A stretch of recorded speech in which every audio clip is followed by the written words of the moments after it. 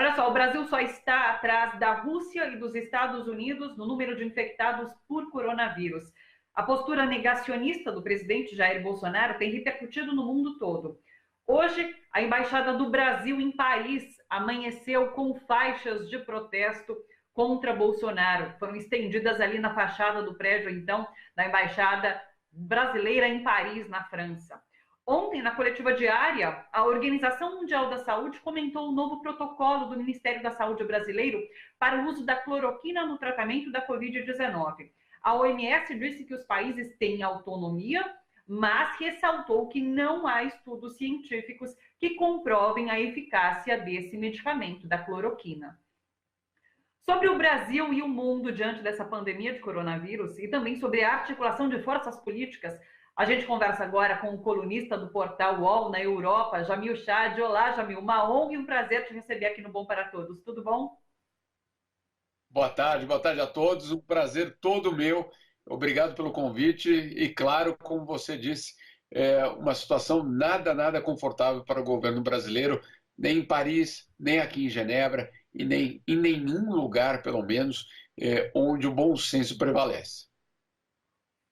Você publicou uma reportagem nesses últimos dias, Jamil, sobre radicalismo à espreita. Como a extrema-direita tem usado essa crise como munição para ganhar novos adeptos nos Estados Unidos e na Europa. E eu queria trazer essa discussão aqui para o Brasil, porque esse texto mostra que os especialistas têm alertado sobre como os ingredientes da pandemia desse coronavírus alimentam o extremismo. E daí o medo, a insegurança financeira, o desemprego, morte, a percepção de que a culpa é de um vírus estrangeiro. E a gente conversava agora há pouco, inclusive com o professor Gilberto Maringoni, sobre como o governo Bolsonaro aposta nesse caos também. Eu queria uma avaliação sua sobre o Brasil nesse momento. Você acredita que essa é uma estratégia do governo Bolsonaro também? Olha, antes de mais nada, o que nós vemos aqui na Europa, o que é visto nos Estados Unidos, é uma estratégia muito bem programada. Não existe acaso, não existe, eu diria, aquela, vamos ver no que vai dar. Não, o que existe é, de fato, uma estratégia muito clara para usar o medo. O medo, a incerteza, como você citou, e são sentimentos extremamente legítimos. Você imagina uma população gigantesca no mundo hoje, pensando se vai ou não vai ter trabalho, se vai ou não vai ter renda, se vai ou não vai ter a proteção do Estado, né, garantias mínimas. Então você tem, de uma forma legítima, um medo instalado. Esse medo, e essa é a parte que é dramática dessa história, esse medo ele pode ser manipulado. E o que os estudos mostram aqui, não sou eu dizendo, são os estudos realizados por algumas das principais universidades europeias, também americanas algumas, é de que justamente essa situação tem potencializado, tem transformado grupos de extrema-direita numa espécie de receptor dessa população. Ou seja, você tem sim, de uma forma deliberada, uma tentativa desses grupos de captar novas alianças, de recrutar novas pessoas, e você tem, claro, um discurso extremamente perigoso, colocando o estrangeiro como a ameaça, o vírus ou a pessoa, e aí confundindo de uma maneira muito proposital, você confunde o próprio vírus ao estrangeiro e coloca tudo no mesmo pacote. Para quê? Para criar justamente essa sensação de que, olha, agora somos nós, e agora nós temos que reagir contra esse inimigo externo.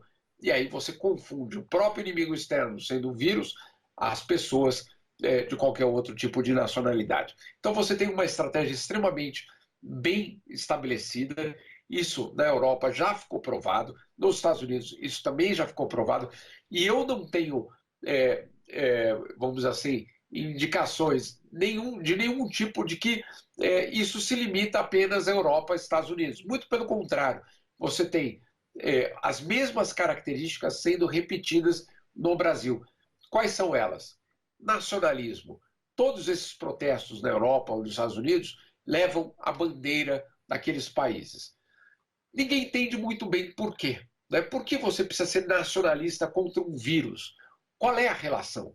E aí você, obviamente, você começa a ver que esses grupos são os mesmos. São grupos de extrema-direita, nacionalistas, e que têm como objetivo, primeiro, deixar muito claro que a culpa é de um inimigo. O inimigo pode ser estrangeiro, mas ele pode ser de uma outra ideologia, ele pode ser comunista, que é uma dos argumentos colocados.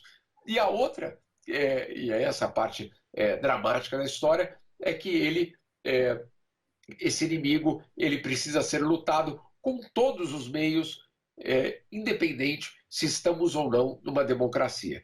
Então você tem aí ingredientes extremamente perigosos, ingredientes que na Europa já foram identificados, nos Estados Unidos já foram identificados e que, pelo menos nessas manifestações que a gente vê no Brasil, são muito similares. Elas repetem de uma forma, eu diria, escancarada alguns desses, eu diria, critérios ou pelo menos padrões dessas manifestações no mundo afora. Quando a gente fala que Bolsonaro fala para a base dele, porque ele tem uma linguagem certeira para falar com aquelas pessoas, e que a gente sabe que isso acaba, inclusive, dissolvendo a popularidade dele entre outros grupos. No entanto, existe uma parcela grande de jovens, principalmente, que podem acabar sendo levadas para essa extrema-direita por conta desses discursos e das armas que são usadas por essa extrema-direita. É isso, Jamil? É exatamente isso. Existe aquela percepção, puxa, mas não é possível que esse discurso esteja sendo utilizado porque ele vai destruir uma parte da base. É verdade, mas olha o que pelo menos os estudiosos e as pesquisas mostraram na Europa e nos Estados Unidos. Você tem uma quarentena, pelo menos parcial, sendo estabelecida. Você tem milhões de jovens em casa, sem outra atividade que não a de procurar notícias ou surfar na internet.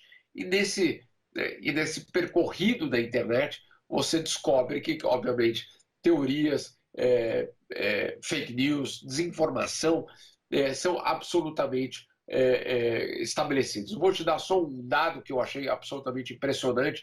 A ONU, o secretário-geral da ONU, outro dia mencionou que numa das grandes plataformas de redes sociais do mundo, não citou o nome, mas a gente pode imaginar qual seja, 40% das notícias ou das postagens colocadas nesta rede social sobre o coronavírus eram desinformação. 40%. Ou seja, você tem o exército trabalhando atrás disso para garantir que esse momento seja utilizado para chegar nesses jovens, para você ter sim uma transformação e ter o recrutamento acontecendo.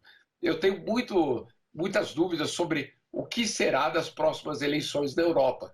Foram 2 meses fechados, milhões de pessoas que vão perder os empregos e, ao mesmo tempo, sendo bombardeados por mentiras. Eu quero acreditar que não, que haverá uma iluminação, que de fato as pessoas vão entender que isso era mentira. Mas existe um risco muito real de que esse momento tenha sido utilizado para recrutar novos eleitores. Puxa vida, que cenário preocupante, de fato. Agora eu queria falar um pouquinho sobre a sua experiência internacional. Você cobre de perto a Organização das Nações Unidas e eu queria saber sobre essa crise de credibilidade do Brasil frente a outros países. Como você tem percebido, o que você tem ouvido, como que o Brasil está sendo visto aí fora, Jamil? Olha, eu vou até te contar uma situação que aconteceu comigo hoje. Aqui na Europa, nós já estamos entrando no período de relaxamento da quarentena, né? Algumas coisas já são autorizadas, meus filhos, por exemplo, já vão para a escola, etc. E hoje é um feriado aqui na Europa. E eu fui passear com meus 2 filhos aqui no bairro. E foi muito curioso, porque em 10 minutos, 3 pessoas me pararam, sabendo, claro, é uma cidade pequena, 3 pessoas me pararam para dizer: puxa, o que é que está acontecendo no Brasil? Né? 3 pessoas em 10 minutos. Você pode falar, não, mas isso é porque sabem a tua posição, etc. Sim, é verdade. Mas o que eu quero dizer, o Brasil faz parte hoje das manchetes do mundo, no pior sentido delas. Essa semana foi impressionante ver como a Deutsche Welle, a BBC, o Guardian, o El País, os maiores jornais europeus colocavam o Brasil na manchete, eu não diria nem na capa, na manchete desses jornais, justamente colocando alguns, como a Deutsche Welle, colocando como ao caminho da catástrofe, né? Essa era a manchete da Deutsche Welle. Vários outros colocando a posição do próprio governo brasileiro como absolutamente questionável. Agora, a credibilidade, ou a falta de credibilidade do governo brasileiro, ela não se limita às manchetes. Não adianta a gente dizer, não, mas a imprensa internacional diz isso no Brasil. Não. Além da imprensa internacional, entrando nos bastidores da diplomacia, da política internacional, o que nós vemos é uma situação extremamente, eu diria, preocupante para o Brasil. Por quê? O Brasil sequer é convidado hoje para as alianças internacionais que estão sendo realizadas em busca de uma vacina. Nem sequer convidados. O Brasil não foi convidado, o Brasil sim, mas o presidente Jair Bolsonaro não foi convidado para ser um dos palestrantes da Assembleia Mundial da Saúde. O Brasil não é convidado nem sequer para fazer parte de discussões sobre o caminho futuro que vai ser tomado no G20 ou em outras instituições internacionais. O que eu quero dizer com isso? Nós temos uma opinião pública mundial alarmada com o Brasil. Isso por conta da repercussão da imprensa, certamente. Mas fora disso, nos bastidores, onde de fato o poder está sendo, eu diria, debatido, nessa situação o Brasil está completamente ausente. Ausente porque é rejeitado, não é ausente porque simplesmente decidiu não fazer parte. Porque esses parceiros, a própria OMS, os próprios outros governos, não querem, nessa discussão, um governo que simplesmente nega a gravidade da crise. Na OMS, na Assembleia Mundial da Saúde, que você citou agora há pouco, quem falou foi o general Eduardo Pazuello, que é o ministro interino, já que não temos um ministro da Saúde, né, depois da saída de 2 do governo Bolsonaro. E ele abafou essa crise. Eu queria saber como que pegou esse relato, essa fala do general Pazuello na OMS, Jamil. Olha, foi extremamente infeliz. Por quê? Porque aquele foi o dia, se eu não me engano, foi na segunda-feira, foi justamente no dia em que o Brasil aparecia pela primeira vez como o terceiro lugar com o maior número de casos no mundo. Obviamente, o mundo estava olhando para o Brasil.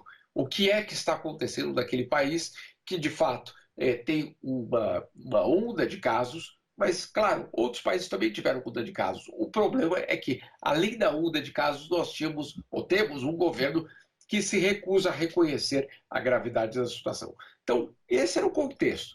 E aí vem o general brasileiro, para começar, um general, né? O Brasil, tradicionalmente, na OMS, é considerado como um dos países que consegue colocar sobre a mesa debates técnicos, debates a partir de evidências científicas. Tradicionalmente, o ministro da Saúde tem sido um médico ou pelo menos alguém muito próximo das instituições de saúde, Fiocruz, etc. O que acontece, e isso foi bastante curioso, o discurso brasileiro, primeiro, falava de um outro país, um país onde existia, como o ministro interino disse, diálogo entre o presidente e os governos estaduais e municipais. É difícil imaginar a existência desse diálogo, claro, naquele momento. Em primeiro lugar, isso. Segundo lugar, dizendo basicamente, e essa era a tentativa de demonstrar à comunidade internacional, que está tudo funcionando. Todas as estruturas estão funcionando e o governo está respondendo à pandemia. E nenhuma menção, zero, absolutamente nenhuma menção à dimensão da crise que havia tomado já naquele momento a pandemia. Óbvio, ninguém no mundo é tolo, ninguém acha que aquele discurso é o que representa de fato a realidade. E o que aconteceu foi que justamente um discurso que abafa a realidade pegou muito mal. Pegou mal porque você tem um governo que está no centro das atenções do mundo, basicamente dizendo: aqui não existe problema, estamos atuando na normalidade. Se você compara com outros discursos, até eu assisti a conferência inteira, você teve países extremamente afetados dizendo: sim, temos um problema muito sério. Sim, essa é uma crise da nossa geração que pode definir a nossa geração. No caso do Brasil, não. No caso do Brasil, era uma situação, basicamente, esse era um recado dado, que aqui está tudo sob controle. Você comentou, foi na segunda-feira mesmo, no mesmo dia que a gente ficou sabendo que o Brasil teve mais de 1.000 mortes. Foi a primeira vez que isso aconteceu em relação ao coronavírus. Jamil Chad, eu teria mais um monte de perguntas para fazer para você, mas eu sei que você tem horário também às 4 da tarde, então eu agradeço demais a sua participação. Peço para que você volte mais vezes para a gente ter outras conversas como essa. Muito obrigada, Jamil Chad. Eu que agradeço e sempre à disposição aqui em Genebra, sempre. Um grande beijo para você. Até uma próxima, então. Bom dia a todos.